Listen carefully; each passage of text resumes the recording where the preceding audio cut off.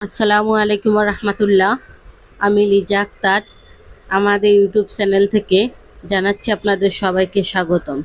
আজকের ভিডিওতে আমি আলোচনা করব বুয়ুকরা গাছের উপকারিতা নিয়ে। প্রিয় দর্শকবিন্দু, বুয়ুকরা গাছের উপকারিতা জানতে সম্পূর্ণ ভিডিওটি না টেনে মনোযোগ দিয়ে দেখুন।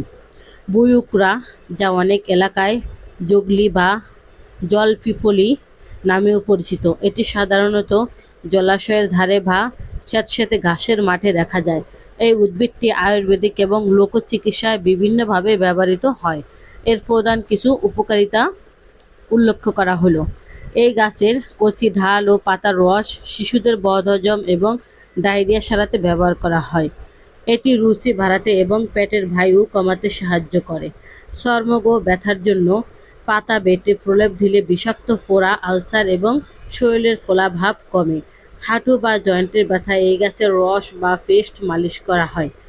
মাথার খুশকি দূর করতে এর পাতার রস খুবই কার্যকারী বলে মনে করা হয়।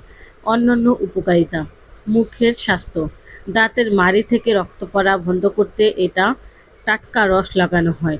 শ্বাসকষ্ট, হাঁপানি ও ব্রঙ্কাইটিস সমস্যায় এর কাজ উপশম দিতে পারে। জ্বর, প্রাচীন চিকিৎসা শরীর ঠান্ডা রাখতে এবং জ্বর কমাতে এর ব্যবহার রয়েছে।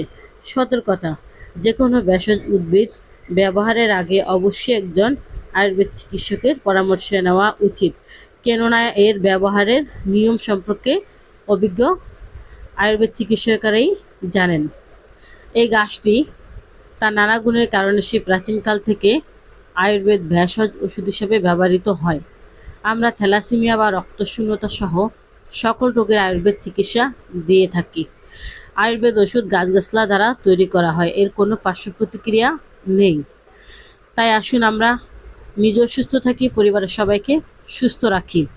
যে কোনো রোগের সমস্যার সমাধানের জন্য এখনই স্ক্রিনে দেওয়া ফোন নাম্বারে যোগাযোগ করুন অথবা আমাদের চেম্বারে চলে আসুন।